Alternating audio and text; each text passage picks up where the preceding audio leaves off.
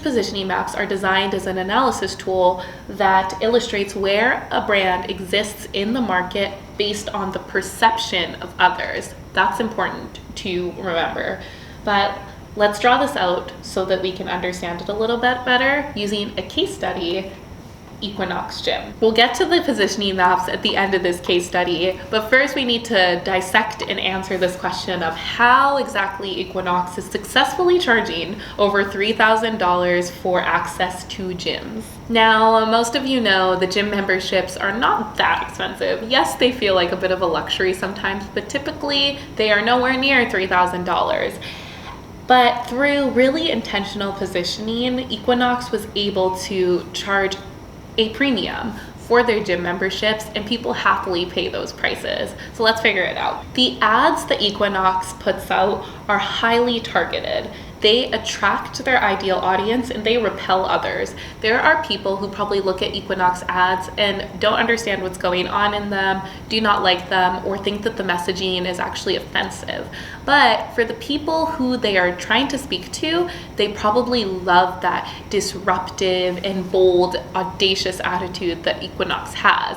And so we can see how through intentional targeting, they are really pulling in a certain group and repelling people who are not their people. I would describe Equinox ads as edgy, daring, and gaudy. They sell a very specific lifestyle to a very specific person. But why? Why have they gone this avenue? Why have they taken this position? Equinox capitalizes on core observations made about their target customers' psychographic tendencies. They capitalized on a couple of different trends. The first one is that millennials demonstrate success through lifestyle and not through material possessions.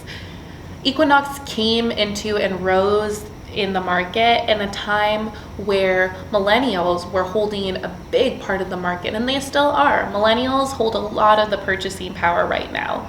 Boomers hold, I think, the majority of it at the moment, but millennials are a huge group that need to be seriously considered.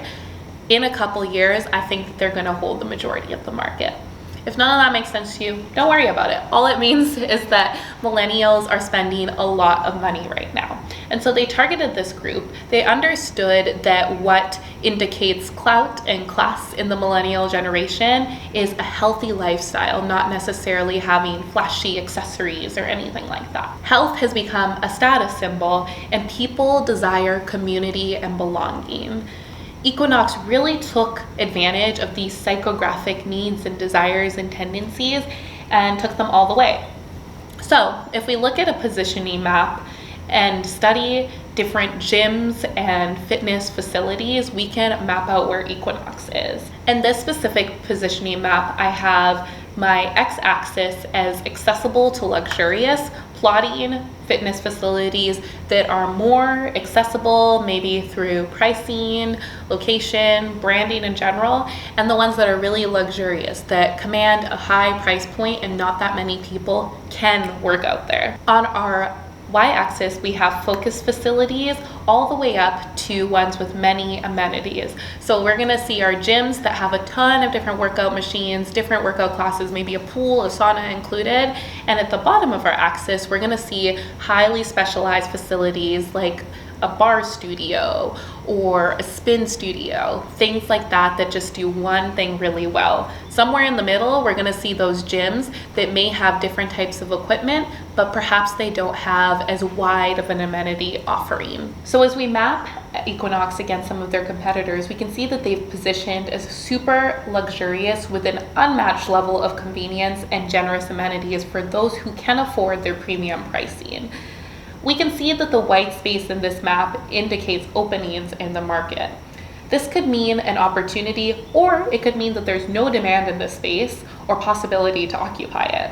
So a gym that is very affordable and niched in its facility offerings would either be undesirable because there's not enough equipment to be worth purchasing a membership, or impossible to run because of the cost of hiring trainers and other things for that workout type. But a gym that is accessible and has many amenities would be that sweet spot.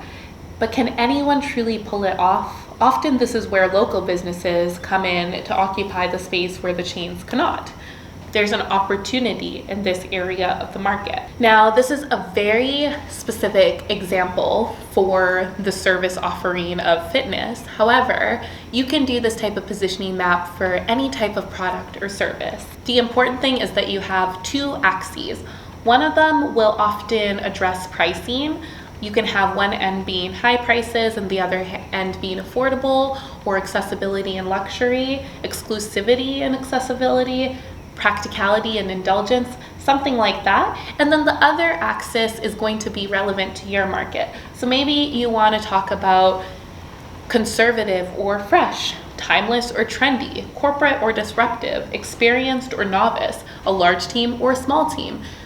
You can choose the axes and make it what's relevant for your business. One of the most simple ways to organize your axes is price and quality, making your x-axis about pricing and your y-axis about quality. But there's so many other different ways that you can map things out within this illustration. The most important thing to remember when you create your positioning maps is that it is based on customer perception. This means that it doesn't really matter how you would like to position yourself if other people don't see you the same way.